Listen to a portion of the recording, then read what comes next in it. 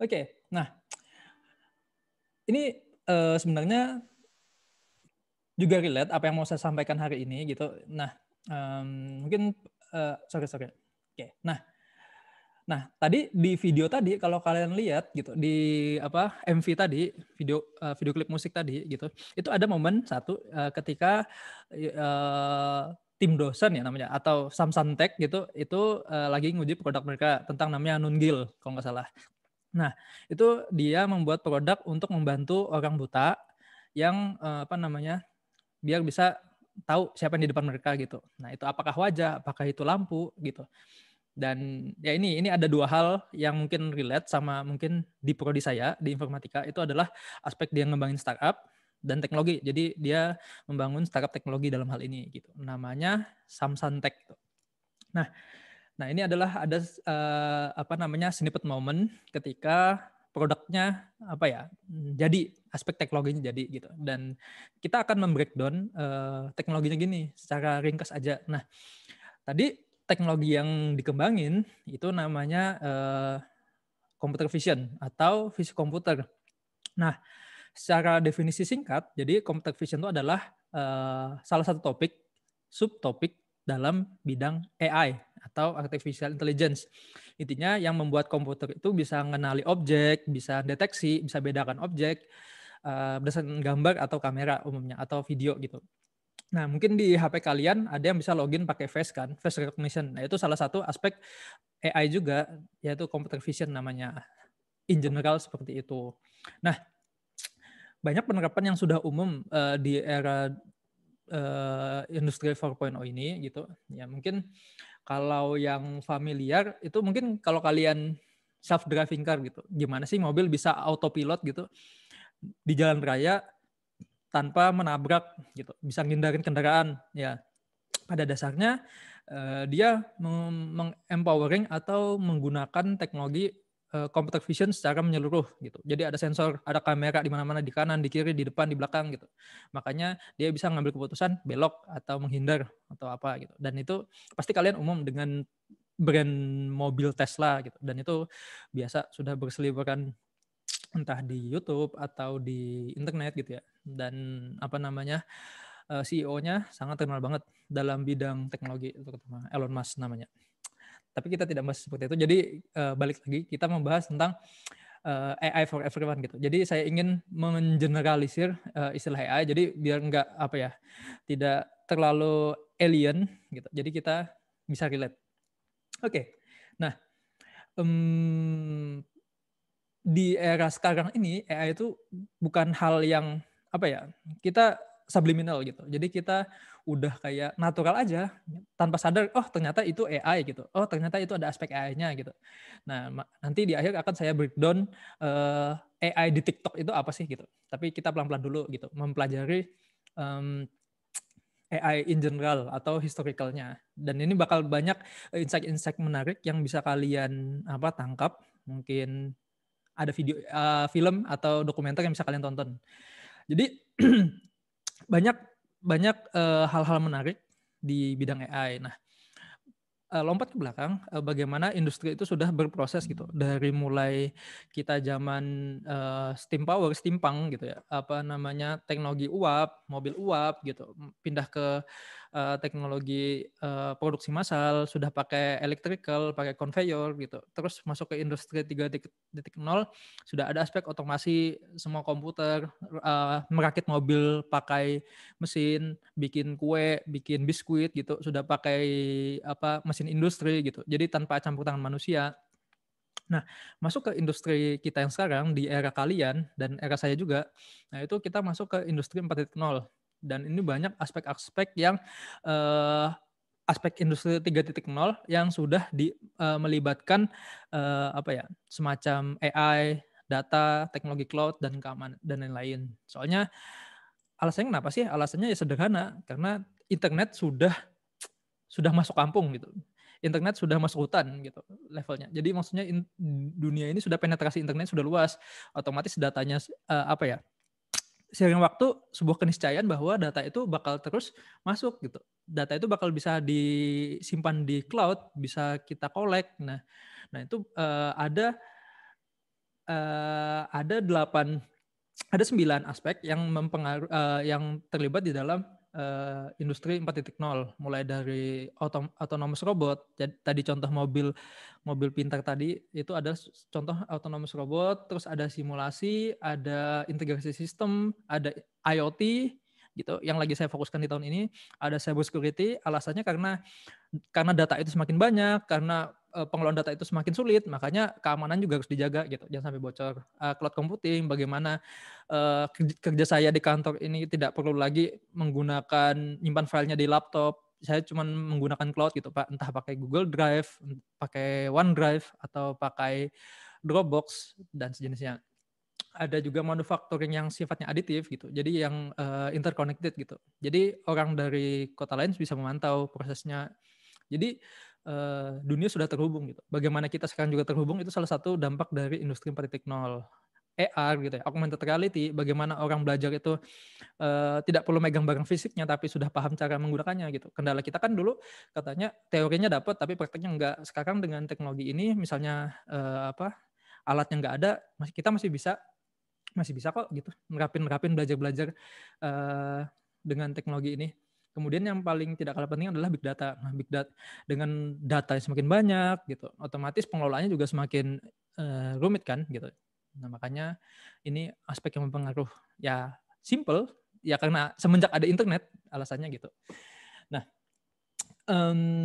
kita lanjut ke apa namanya? Nah, tadi kita sudah bahas gitu ya. Nah, kita masuk ke apa tadi? Tadi saya membawa aspek dari turunannya dari computer vision, terus membawa aspek general dari atas dari aspek industri 4.0. Nah, kita berada di titik tengahnya nih. Nah, bicara tentang AI, saya googling aja gitu. Kalau sekarang Google kan sekarang sudah punya rekomendasi semacam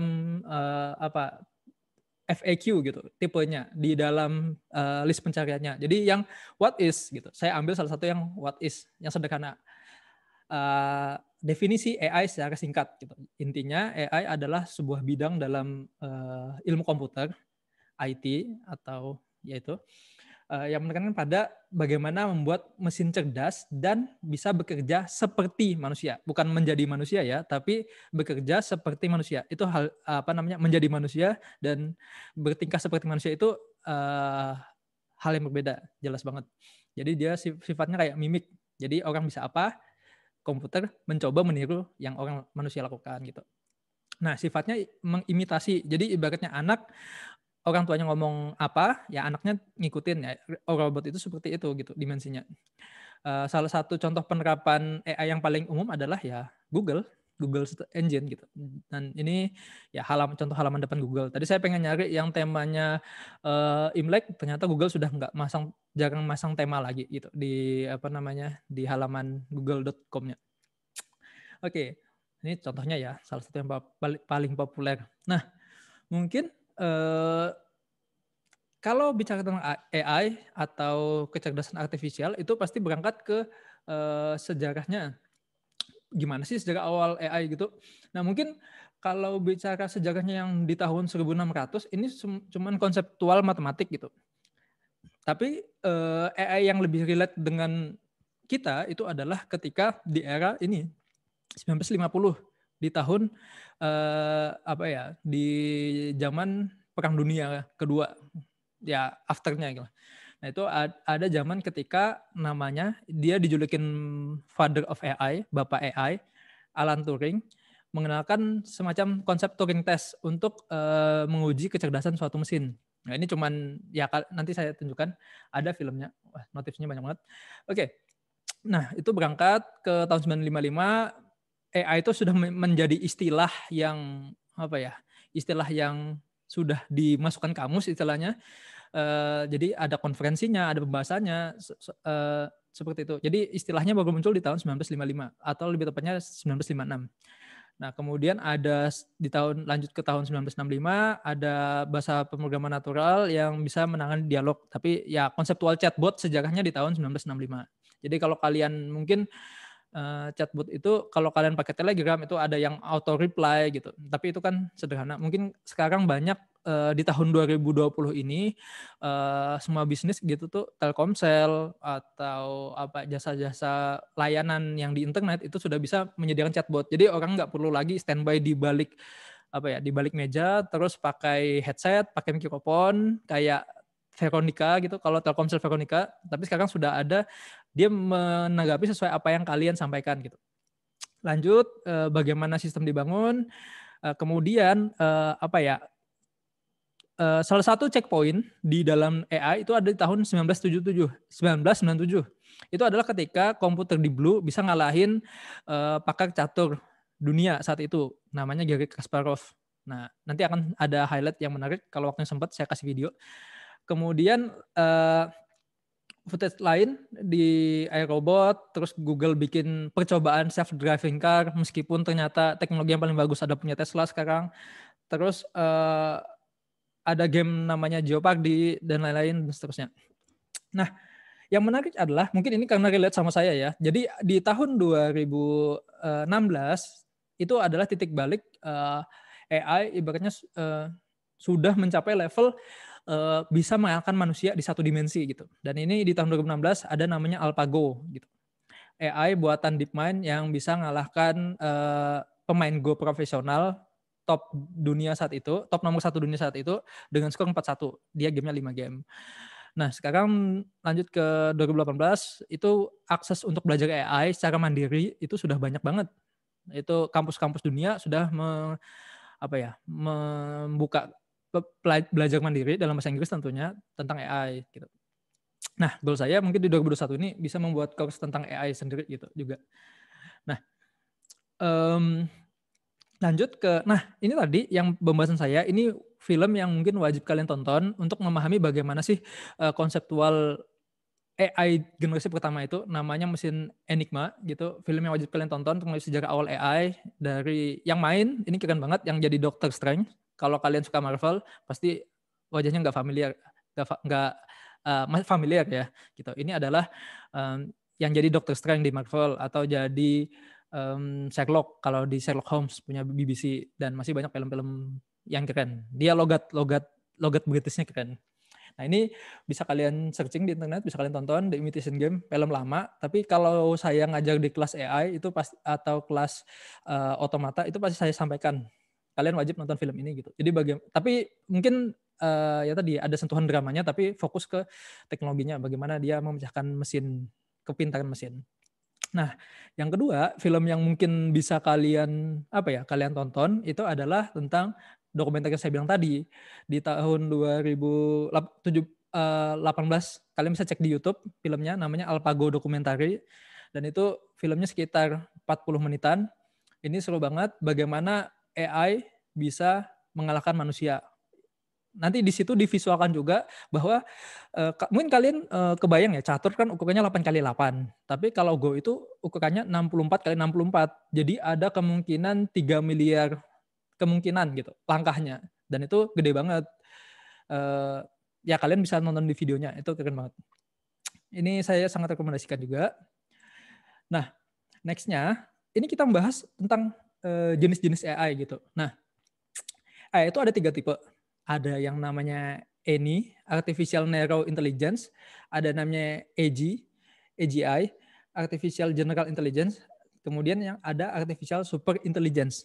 Nah, kita sekarang ini itu masih di level menggali tentang AGI gitu.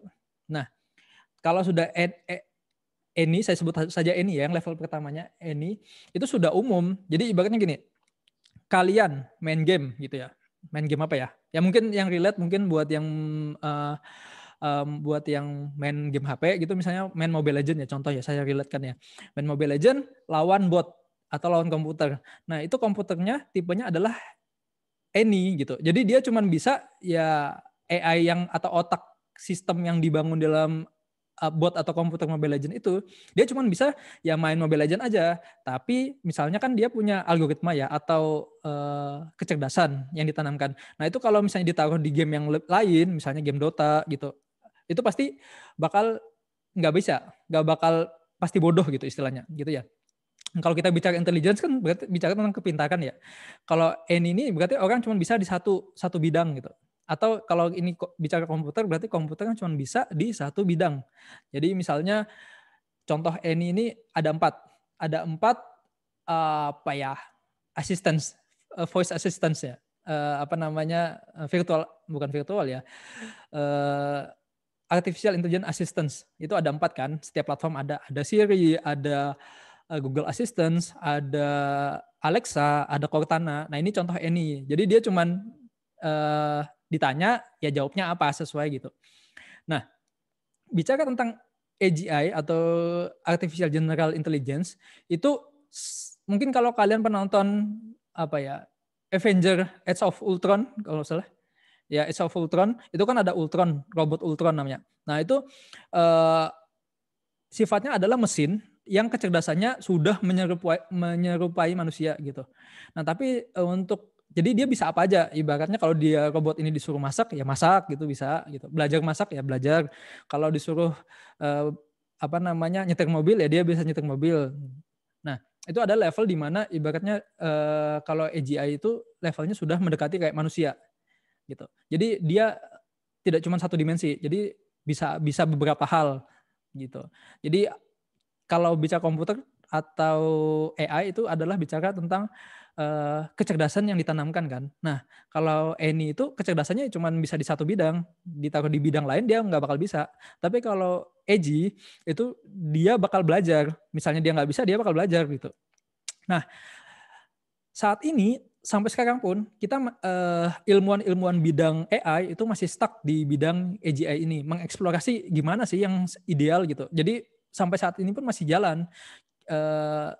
Bahkan pakar-pakar di Google, di Apple, di DeepMind gitu ya, itu masih mengeksplorasi cara yang sesuai gitu, yang akurat. Nah, berlanjut lagi di level berikutnya adalah AC, Artificial Super Intelligence gitu. Ini adalah kecerdasan yang melebihi manusia. Mungkin kalau di film, saya lupa filmnya apa, mungkin film yang main Scarlett Johansson, yang intinya dia kecerdasannya tuh sampai 100% gitu. Jadi membuat dirinya jadi jadi flash disk di akhirnya. Saya lupa nama filmnya apa.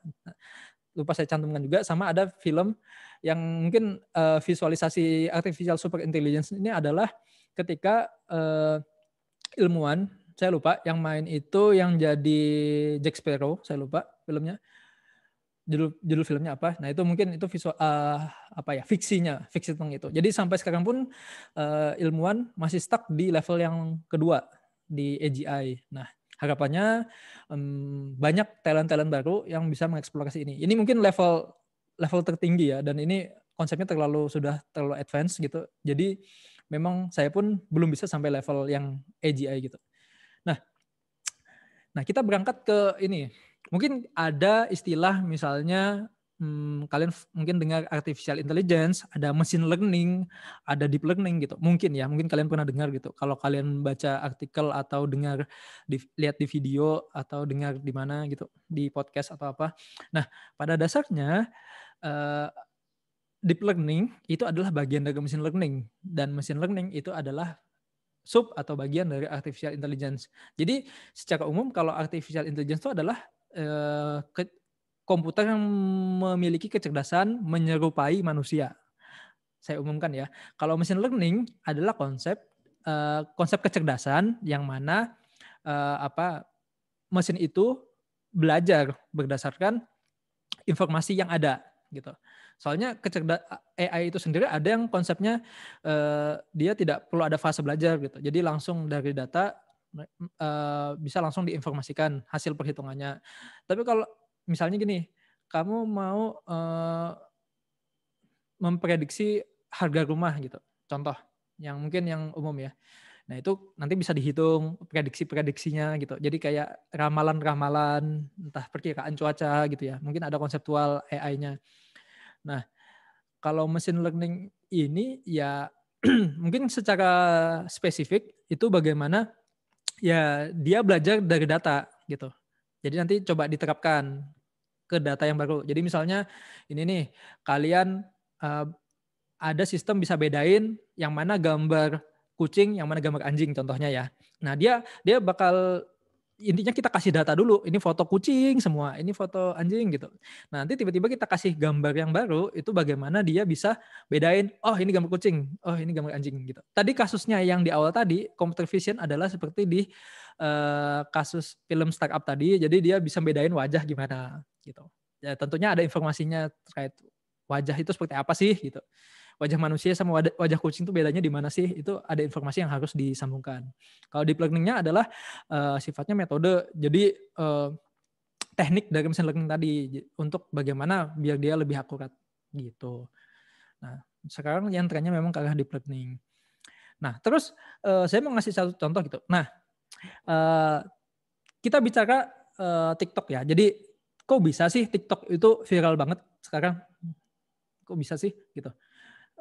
Mungkin kalian lihatnya ya viral aja karena yang main artis atau tokoh-tokoh terkenal dibanding zaman dulu ada Bowo TikTok kalau nggak salah ya zaman itu, terus dia main TikTok terus kayak biasa aja malah diremehin gitu, malah di waktu zaman itu jadi apa ya istilahnya dinyinyirin gitu. Tapi sekarang orang pada main TikTok gitu. Bedanya apa sih dulu sama sekarang? Nah, kalau dulu itu murni video platform untuk video pendek gitu. Platform untuk ngupload video pendek gitu, untuk hiburan. Tapi sekarang dia membangun semacam rekomendasi jadi kayak YouTube atau Instagram. Jadi yang kalian lihat atau kalian ikutin itu pasti yang memang sesuai dengan apa ya? Tipikal kalian atau pilihan kalian gitu. Nah, itu setiap elemen yang ada di layar itu apa namanya? Itu mempengaruhi apa ya? Mempengaruhi kalian, penilaian TikTok terhadap kalian gitu kan ya. Jadi jangan kalian pikir ya cuman mengikuti untuk Anda, bayangin dulu lu jadi bapaknya itu ada elemen teks, terus ada visual, terus informasi itu. Jadi bahkan video itu kan tahu dari mana sih TikTok itu video receh yang bikin ketawa atau video hiburan atau video edukasi. Nah, itu dari segmen penggunanya biasanya sama taggingnya atau aspek visual yang lain seperti user engagement-nya. Beda dengan YouTube, kalau YouTube itu dia melihat dari lokasi kalian gitu. Jadi misalnya YouTube itu sebenarnya juga mempengaruhi dari orang di sekitar kalian itu pada ngeliat apa sih gitu. Maksudnya di sekitar kalian itu adalah kalau kalian orang Balikpapan gitu. Nah, di Balikpapan tuh yang lagi rame apa sih? Itu kadang muncul bisa di YouTube gitu atau di Instagram. Alasannya apa? Dia melihat geotagging istilahnya, peletakan area kalian. Dia kadang baca GPS kalian. Mungkin kalau waktu itu kebetulan GPS kalian nyala, itu bakal muncul rekomendasi lokal recommendation gitu. Nah, tapi kalau TikTok itu dia mungkin kalau kalian lihat dia perasaan nggak punya ini deh lokasi. Kadang dia cuma video, ada informasi teks dan lain-lain, ada informasi lagunya apa, ada informasi apa description-nya apa gitu ya. Nah, itu semua aspek yang mempengaruhi sampai hashtag FYP itu sangat mempengaruhi juga. Nah, ini tampilan umumnya ya gitu. Tampilan umum dari video TikTok. Maksudnya ya komponen-komponen umum tab gitu. Tapi kalau di breakdown ada semacam filtering dari sisi dua sisi. Ada istilahnya user labeling, ada istilahnya natural language processing. Saya bahas satu-satu dulu ya. Bagaimana sih TikTok ini bisa video TikTok ini bisa terkait sama kita. Itu istilahnya user labeling.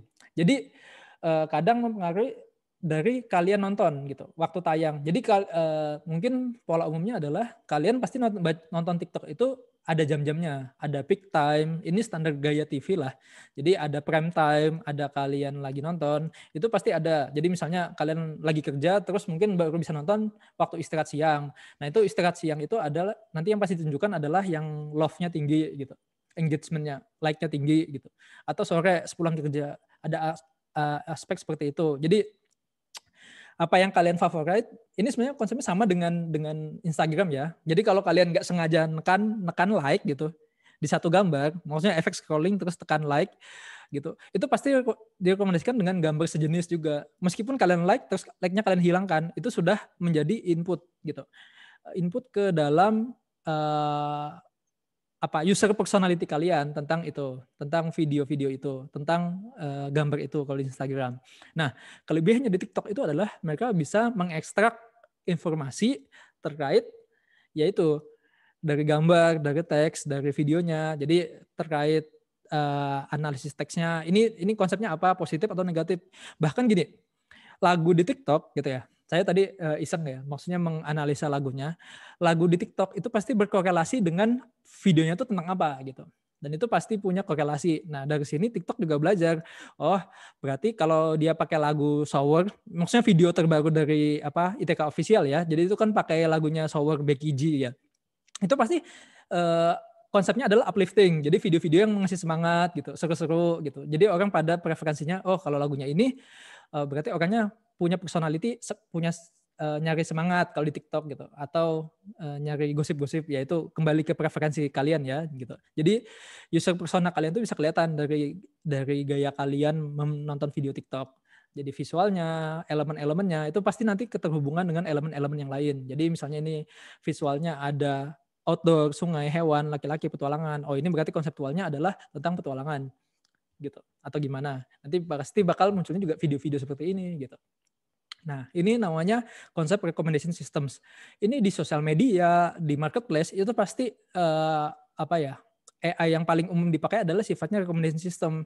Gimana mungkin kalian beli sesuatu, tiba-tiba itu nanti ada gandengannya. Nah bahkan ini level, mungkin kalian ada yang pernah merasa gini, kalian lagi ngobrol sama teman kalian tentang sesuatu, pengen beli sesuatu atau produk yang pengen, itu baru kepikiran, tapi tiba-tiba di marketplace sudah muncul gitu. Bisa kalian bayangkan nggak? Itu bahkan ada dibahas gitu di forum tentang AI bidang recommendation system. Kok bisa sih? Saya baru mikirin, belum ada searching, tapi kok sudah muncul. Nah itu di logikanya, itu secara geotagging itu di sekitar kalian juga ada yang sudah searching gitu, sudah searching barang itu gitu. Dan pasti muncul iklannya. Dan itu memang sudah ada algoritmanya. Jadi bukan magic ya. Jadi bukan HP kalian atau laptop kalian tuh kayak di mata-matain, tapi itu ibaratnya cold reading dari algoritma. Jadi algoritma bisa nebak, mungkin kamu suka ini gitu. Tapi kan itu sifatnya cuman bacain aja, belum tentu ya memang itu yang kalian inginkan gitu. Tapi cenderung benar karena mereka sudah melakukan riset tentunya gitu. Oke. Next.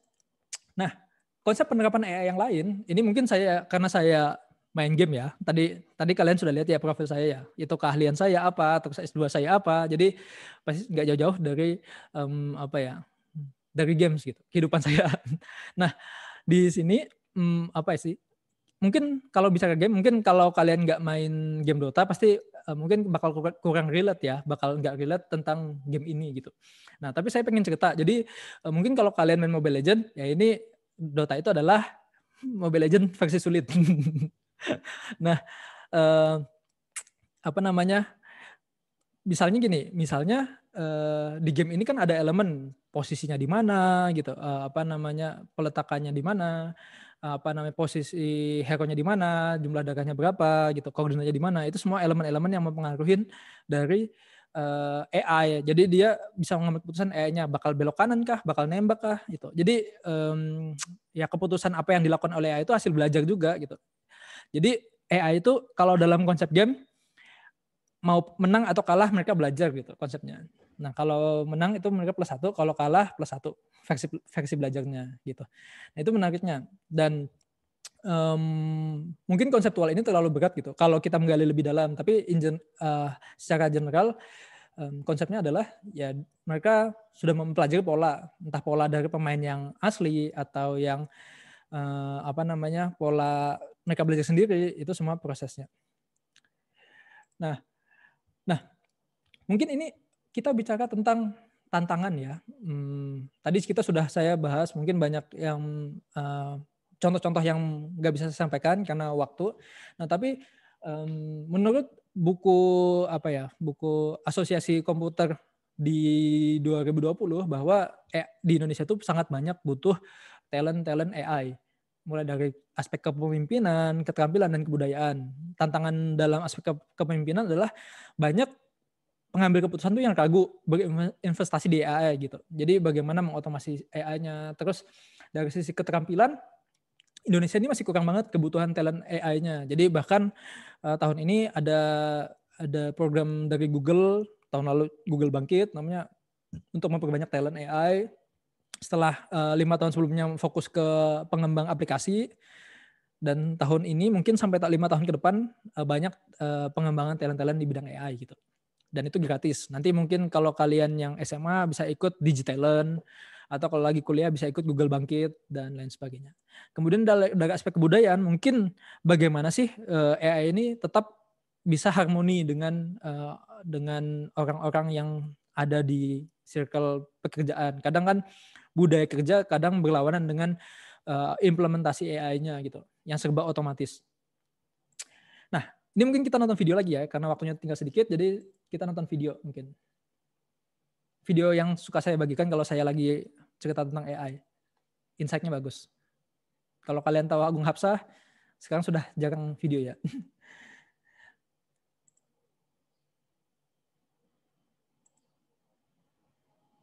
Story begins in 1985. Perkenalkan Gary Kasparov. Dia adalah chess grandmaster yang tidak pernah kalah sebelumnya. I won all the games. Pada tahun 1997, dia kalah main catur lawan komputer IBM Deep Blue. Deep Blue has instantly sacrificed with knight captures E6. Dia menyerah. Nah, pada pertandingannya, setelah hanya 19 gerakan, his arm just he stands up and he starts chess playing. He looks over at his mother. I think having your mother in the room where you're playing for chess king is not a great idea. Pada tahun 2016, manusia kalah main Go lawan komputer. Go is like geopolitics, like something small that happens here that have a ripple effect hours down the road in a different part of the board. The game kind of turned on its axis at that moment. Kok bisa hasil buatan manusia mengalahkan penciptanya? Selamat datang di dunia artificial intelligence.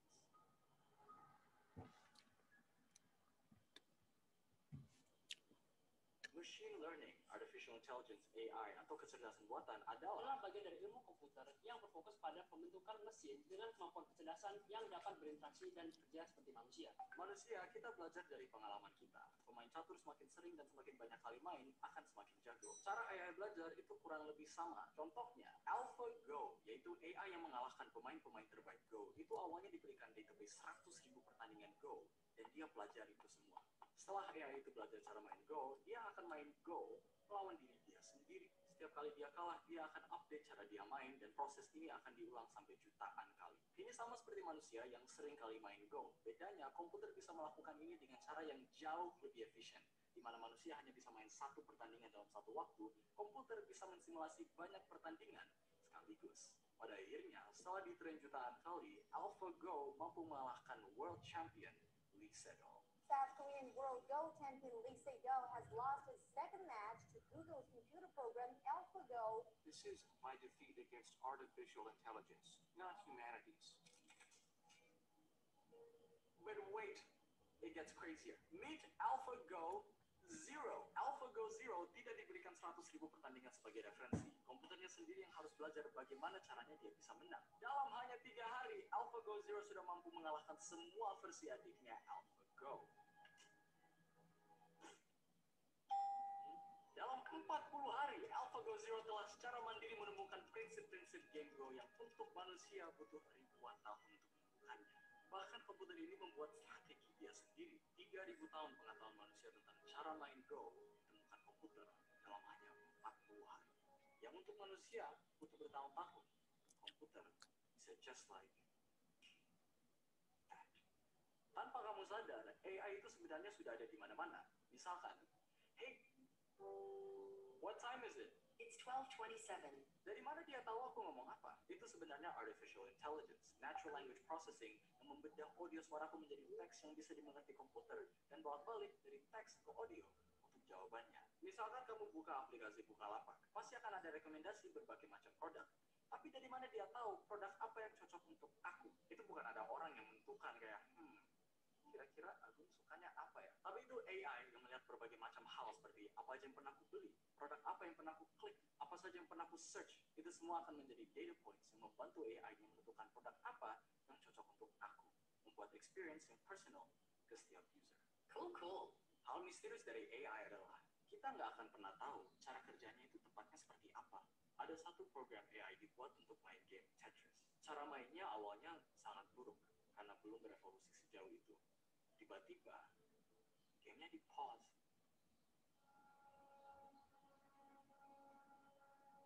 Dan AI-nya nggak main lagi. Sepertinya AI-nya memutuskan bahwa kalau dia tidak bisa menang, setidaknya dia tidak bisa kalah.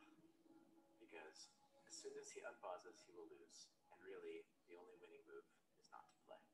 Ada beberapa orang yang merasa AI ini hal yang sangat berbahaya, seperti menurut Elon Musk. If there's some visual superintelligence and its optimization or utility function is something that's detrimental to humanity, then it will have a very bad effect. Robot di berbagai macam bidang sudah mulai menggantikan manusia. Penelitian baru oleh Brookings Institute menyatakan 1/4 dari semua pekerjaan di Amerika Serikat memiliki kemungkinan tinggi akan diambil alih robot. AI will increasingly replace repetitive jobs, not just for blue-collar work, but a lot of white-collar work. Started with things like assessing credit risk from loan applications, sorting the mail by reading handwritten characters from zip codes. Machine learning is now capable of far, far more complex tasks. Pekerjaan-pekerjaan seperti construction, supir, chef, bahkan barbers akan kemungkinan besar diganti robot. A teacher might read 10,000 essays over a 40-year career. An ophthalmologist might see 50,000 eyes. A machine can read millions of essays or see millions of eyes within minutes. We have no chance of competing against machines on frequent, high-volume tasks. Hal-hal yang bersifat seni pun dapat dilakukan oleh robot, seperti lukisan ini yang dibuat dengan harga 400. Musik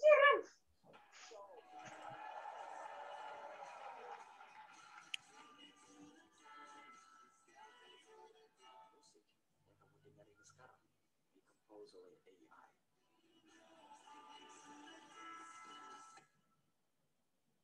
Apakah teknologi sudah kelewatan?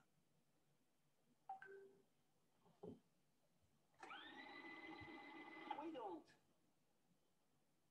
get to choose when and where technological progress stops. We cannot slow down. In fact, we have to speed up. Kita mungkin tidak bisa tahu cara kerja AI, tapi kita bisa kerjasama dengan AI.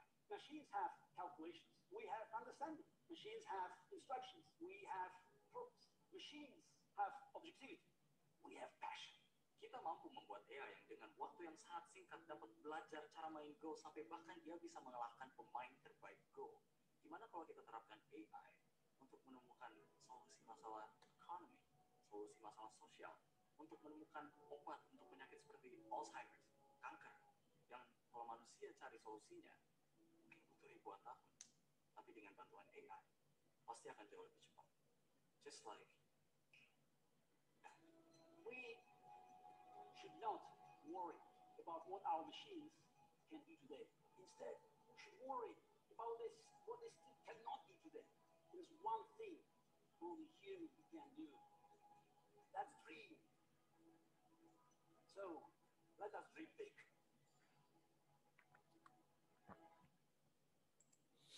Oke. Itu tadi. Jadi let us dream big. Dengan ini saya tutup untuk sesi materi saya. Terima kasih.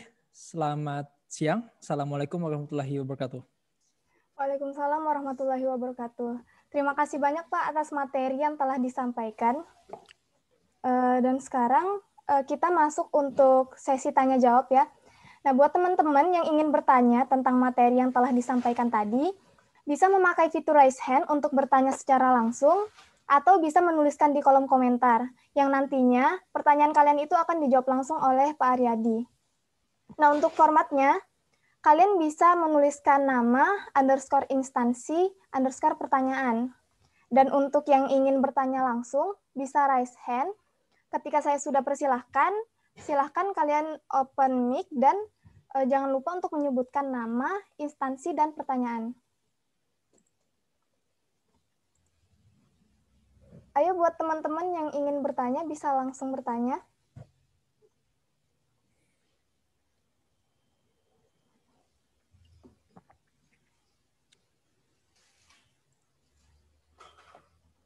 Ini sudah ada pertanyaan, Pak. Ini dari Putri Putri Han, mungkin bisa ditulis di chatnya ya, namanya keputus soalnya.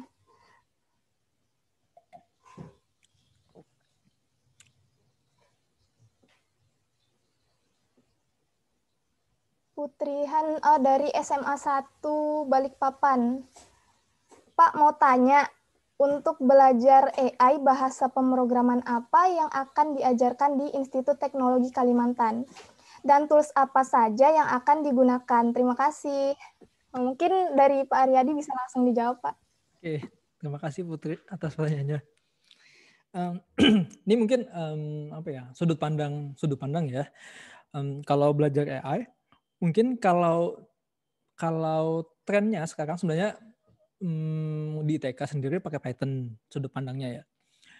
Kayaknya ini berlaku untuk semua prodi deh. Jadi yang punya konten pembelajaran AI. Jadi SI, informatika, elektro, sejauh ini mereka mengembangkan apa? Kalau belajar AI pasti arahnya ke Python gitu. Nah, alasannya kenapa Python? Ya mungkin kalau starting point-nya ya, mungkin saya breakdown alasan kenapa bahasa penentuan pemilihan bahasa pemrograman itu gimana sih? Nah, analogi kenapa Python itu adalah bahasanya itu mendekati kayak bahasa manusia gitu. Jadi misalnya kalau kalian mau nyetak halo gitu, ini mungkin analogi ya. Kalau kalian misalnya ngetik di Word gitu kan, ngetik halo kan HALO gitu. Tapi kalau bahasa pemrograman namanya bahasa ya, itu pasti ada aturan kayak bahasa mesinnya yang mendefinisikan kalau itu mencetak. Jadi misalnya print hello. Tapi kalau bahasa pemrograman lain, sebagai contoh Java gitu, itu pasti ngetiknya panjang. Sistem titik out titik println dalam kurung tanda petik hello tanda petik tutup kurung titik koma gitu. Nah kalau Python print print dalam kurung tanda petik tetap harus hello tanda petik tutup gitu, nggak pakai titik koma. Nah ini jadi intinya bahasa pemrograman itu kan dibuat dalam bahasa Inggris ya. Jadi kadang kalau untuk mempelajari konsep yang sulit seperti AI itu kita jangan fokus pemilihan bahasanya adalah pemilihan bahasa yang mudah dimengerti dulu sama kita gitu. Jadi yang kayaknya learning curve-nya atau proses belajar itu gampang gitu. Dan saya sering, maksudnya tahun lalu kalau nggak salah itu sering ngisi sesi di Dilo kalau di Balikpapan ya, atau online tentang belajar bahasa pemrograman dasar dulu sebelum masuk ke AI-nya seperti itu. Jadi gitu ya. Singkatnya bahasa pemrogramannya Python. Dan tool apa yang digunakan? Kalau tool sekarang banyak editor-editor yang memudahkan gitu. Jadi kalau yang di cloud juga, jadi saya jarang install di laptop. Jadi kalau ngedit atau ngetik, kalau koneksinya bagus, saya langsung pakai ada namanya Google Colab. Jadi punya Google sendiri gitu. Dan itu lebih apa ya, gratis. Jadi tinggal ibaratnya kalau kalian nggak punya laptop yang kenceng, ya kalau yang penting punya koneksi bagus, HP-nya kentang aja, ya kalian bisa lewat browser juga ngoding. Jadi sekarang nih orang kalau mau ngoding tuh ya udah nggak perlu lagi harus laptop bagus gitu. Ya sebenarnya ditanya why-nya gitu. Jadi kenapa kamu butuh laptop bagus gitu biar ngoding yang enak, itu sudah nggak valid lagi pertanyaan itu. Jadi maksudnya bahkan kalau kalian punya HP aja itu sudah bisa menyelesaikan permasalahan atau tugas-tugas kuliah dalam bidang pemrograman gitu sih. Gitu Mbak Putri. Ya, terima kasih Pak atas jawabannya. Okay. Gimana Putri, sudah terjawab ya? Mungkin Putri, ini kita lanjut satu pertanyaan lagi ya Pak. Boleh. Dari Rusdianto. Oke. Dari Mandua Samarinda. Mau tanya, kalau misal tertarik dengan bidang robotika, kira-kira recommended nggak masuk di informatika? Mungkin kalau bisa recommended atau enggak gitu ya. Saya sebagai korpro pun di prodi ini tidak ada mata kuliah khusus spesifik tentang robotika gitu. Kalau yang arah ke robotika memang terus terang di elektro. Nah kalau di informatika mungkin sifat robotik kayak membangun mekanik gitu tuh sudah di luar aspek pembelajaran. Gini, robotik itu dalam bahasa teknisnya itu adalah mechanical elektronik gitu. Jadi komponen yang terhubung adalah aspek mekanik di mesin sama elektronik di elektro misalnya. Nah, tapi kalau misalnya belajar tentang, misalnya nih, kamu mempelajari tentang kamu fokus jadi programmernya, itu baru di informatika bakal relate, gitu. Yang penting kan ini sifatnya multidisiplin gitu. Nah, saya pun ini pengalaman dulu zaman kuliah, saya kuliahnya elektro, tapi saya nggak bisa nyolder, nggak bisa ngerakit robot gitu, tapi saya bisa ngodingnya aja gitu. Jadi saya tahu bagaimana algoritma buat nangkap gambar apa namanya objek di depan gitu. Jadi kalau di waktu saya kuliah dulu saya bukan yang apa ya, bukan yang bikin robotnya, hardware-nya. Jadi saya lebih ke software-nya, itu perbedaannya. Nah, apa namanya? Jadi kalau misalnya kembali lagi robotikmu ini passion-nya gimana? Aspek hardware-nya, mekaniknya, atau software-nya. Kalau aspeknya lebih ke arah mekanik, ya mungkin di teknik mesin ITK juga mempelajari tentang robotik, seingat saya gitu. Dan itu ada sub apa namanya konsentrasinya. Kalau fokus ke electrical, apa namanya sensor dan lain-lain itu di elektro gitu, di elektro ITK. Nah, kalau kalian fokus bagaimana AI, bagaimana misalnya nih robotik yang ada bisa memahami objek di depan, kameranya, gimana algoritmanya atau programnya, itu bisa di background informatika. Jadi itu saya sekalian ngasih gambaran perbedaan-perbedaan gitu ya. Maksudnya scope. Jadi dalam satu robotik itu adalah sebuah sistem yang terhubung dari banyak aspek, aspek mekanik, elektronik, sama informatiknya. Jadi itu kamu fokusnya kemana gitu.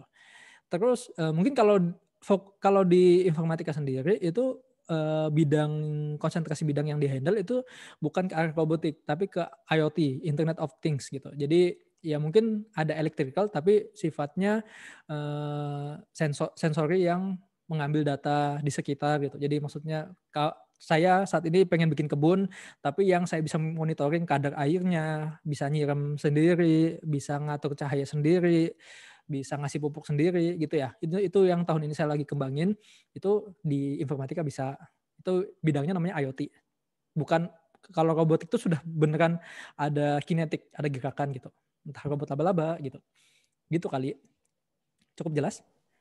Ya, terima kasih Pak atas Kasih jawabannya. raise hand, jempol kalau jelas ya. Ya, semoga Rusdianto bisa paham udah.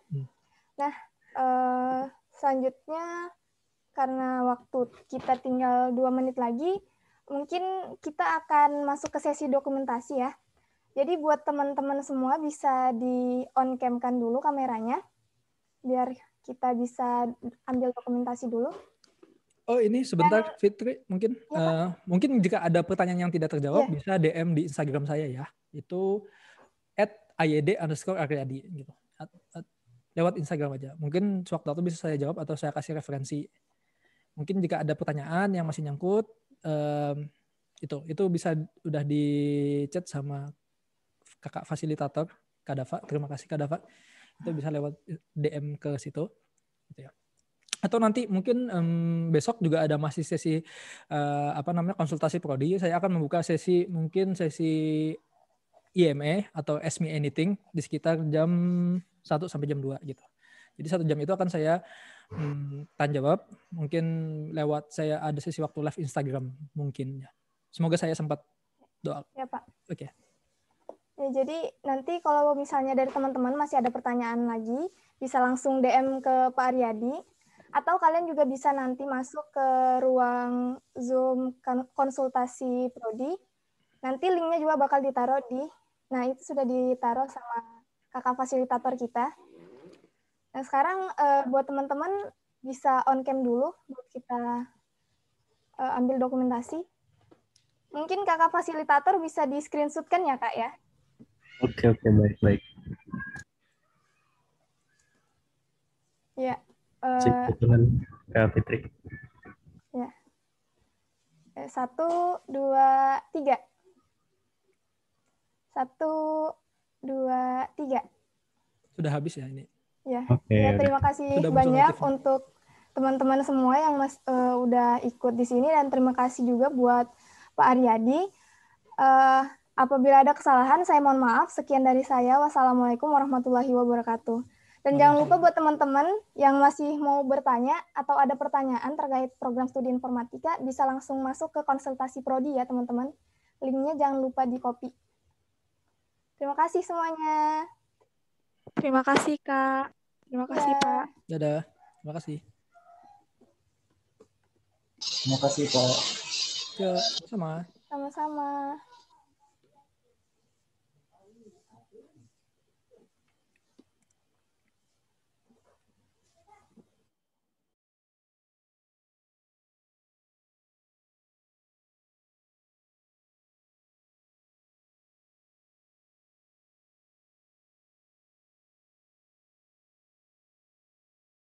Mohon maaf kepada seluruh peserta, moderator, serta pemateri. Ada sedikit kendala terkait Zoom-nya, maka dari itu dari pihak panitia untuk memindahkan semuanya ke main room. Jadi mungkin bisa balik ke breakout room-nya masing-masing. Jika ada kendala, bisa menggunakan fitur chat untuk memberikan informasi terkait kira-kira mau dimasukkan ke room mana. Terima kasih.